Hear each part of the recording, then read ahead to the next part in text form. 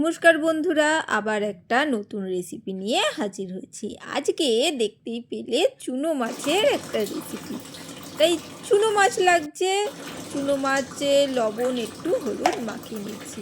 চুনো মাছ বা মোরলা মাছ, বাজারে যে ছোটো ছোটো একসাথে অনেক মাছ পাওয়া যায় সেইগুলোকেই চুনো মাছ বলে। সেই মাছই রেসিপি আজকে তোমাদের সাথে শেয়ার করছি। এই মাছগুলো খাওয়া কিন্তু খুব ভালো। ছোট বাচ্চাদের ক্ষেত্রে তো খুবই ভালো, কিন্তু খায় না বাচ্চারা। তাই একটা টেস্টি রেসিপি তোমাদের সাথে শেয়ার করলাম। এখানে সর্ষের তেল নিয়েছি। কোনো মাছে একটু সর্ষের তেলে রান্না করলে ভালো হয়। সর্ষের তেলটা ভালো করে কড়াইতে সারা গায়ে লাগিয়ে নিলাম। তারপরে চুনো মাছগুলো অল্প অল্প করে দিয়ে আমি ভাজবো। একসাথে অনেকটা মাছ দিয়ে কিন্তু আমরা ভাজবো না, তাহলে মাছগুলো ভেঙে যেতে পারে। তাই অবশ্যই যারা নতুন রান্না করছো তারা অল্প অল্প করে এরকম খুন্তির সাহায্যে দেবে, দিয়ে অল্প অল্প করে ভেজে তুলে নেবে। আর খুব কড়মড় করে ভাজবে। তাতে কি হবে, খেতে কিন্তু দারুণ লাগবে আর বাচ্চারা খাবে। আর কিছু মাছ আমি ভাজা তুলেও রেখেছিলাম ভাজা খাওয়ার জন্য, কারণ চুনো মাছ ভাজা খেতে দারুণ লাগে। কিন্তু তোমাদের কার কার ভালো লাগে অবশ্যই বলো। আমার তো দারুণ লাগে, শুধুই কিন্তু মানে খাওয়া যায়। চলো, মাছগুলো কিছুটা ভালো করে ভেজে নিয়েছি। আর এখানে আমি ফোড়ন দেবো কিছুটা। ঠিক আছে, সব মাছগুলো আমি ভেজে তুলে নিচ্ছি। একদম লাল লাল করে কিন্তু আমি মাছগুলো ভেজেছি, কারণ ওই যে বললাম কিছুটা একটু ভাজা খেতে হবে, সেই জন্যে। আর এখানে আমি ফোড়ন দেবো। তোমরা জিরেও দিতে পারো, কালো জিরেও দিতে পারো, আবার পাঁচ ফোড়নও দিতে পারো। ঠিক আছে, আমি এখানে একটু কালো জিরে ফোড়ন দিয়েছি। আর এখানে আমি দুটো আলু নিয়েছি, নতুন আলু। একটু ছুরির সাহায্যে পিছনে ঘষে নিলেই কিন্তু আলুগুলো কাটা হয়ে যাবে। আলুগুলো ছোটো ছোটো করে লম্বা লম্বা করে কেটে ঠিক একটু আলু ভাজা, মোটা আলু ভাজা যেরকম কাটা হয় সেই রকম কিন্তু আমি কাটব। সেখান থেকে একটু ছোটো টুকরো করে আলুগুলো নিয়ে এখানে আমি দিয়ে দিলাম। দিয়ে ভালো করে কিন্তু নাড়াচাড়া করে নেব। একটু আলুগুলো ভাজা হবে। আলুগুলো ভাজা হতে হতে এখানে আমি আলুর সাথে আরও কিছু দেবো, সেইগুলো কেটে নিই।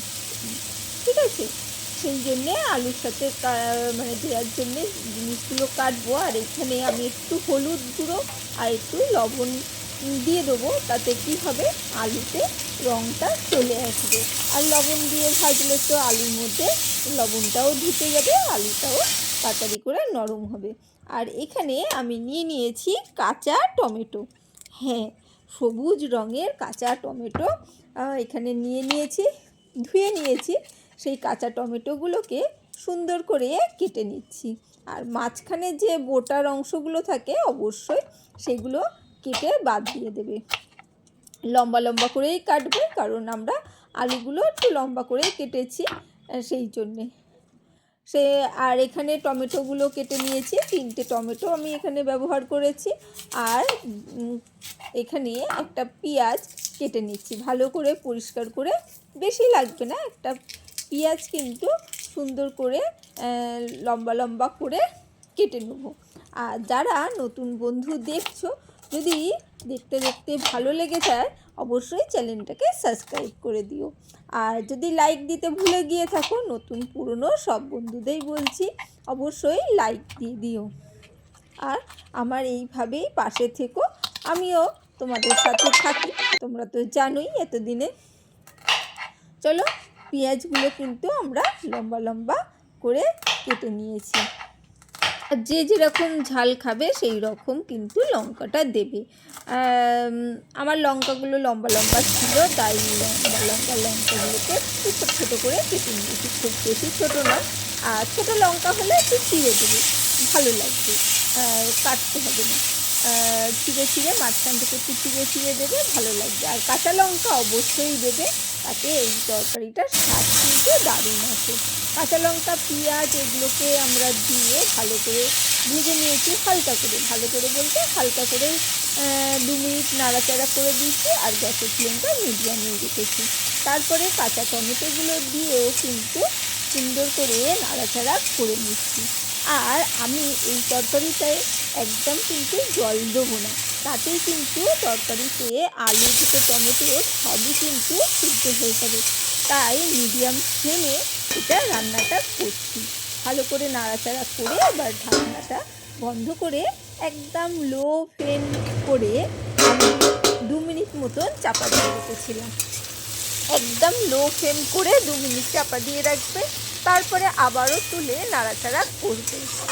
তবেই বারবার ঢাকনা বন্ধ করে এবং তুলে নাড়াচাড়া করলেই তরকারিটা দেখবে অনেকটাই আলুটা নরম হয়ে গেছে, টমেটোটাও নরম হয়েই যাবে।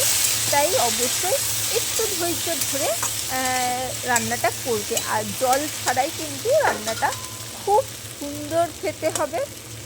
যারা খেয়েছো তারা তো জানো, যারা খাওনি তারা অবশ্যই ট্রাই করবে। আর যদি মনে হয় খুব তাড়াহুড়ো তাহলে অল্প সামান্য জল দিয়ে দিতে পারো, তাতেও কোনো অসুবিধে নেই। কিন্তু জল ছাড়া করলেও দারুণ আসে কিন্তু মানে স্বাদটা। এবারে মাছ ভাজাগুলো দিয়ে দিয়েছি, মাছ ভাজাগুলো দিয়েও কিন্তু নাড়াচাড়া করে মিশিয়ে আবারও লো ফ্লেম করে 1 মিনিট মতন চাপা দিয়ে দিলাম। নাড়াচাড়া করে আবারও কিন্তু তুলে নিয়েছি। মাছগুলোও কিন্তু এই আলু টমেটোমের রসে কিন্তু বেশ এগুলোও কিন্তু নরম হয়ে যায়। এইভাবেই কিন্তু ধীরে সুস্থে অল্প অল্প করে চাপা দিয়ে দিয়ে একদম লো ফ্লেম করে রান্নাটা করবে। রান্নাটার স্বাদ কিন্তু মানে অতুলনীয় হয়ে যাবে।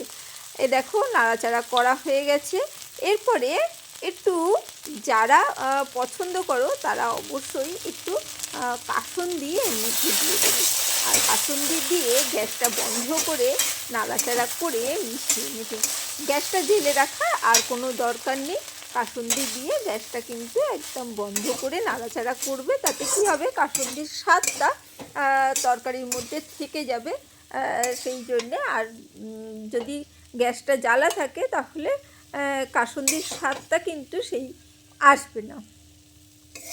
আর দেখো এবার আমার রেডি হয়ে গেছে টমেটো দিয়ে চুনো মাছের চচ্চড়ি।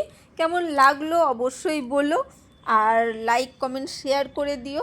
আজকের জন্য টাটা বাই বাই, আবার দেখা হবে অন্য কোনো দিন অন্য কোনো ভিডিওতে। ভালো থেকো, সুস্থ থেকো।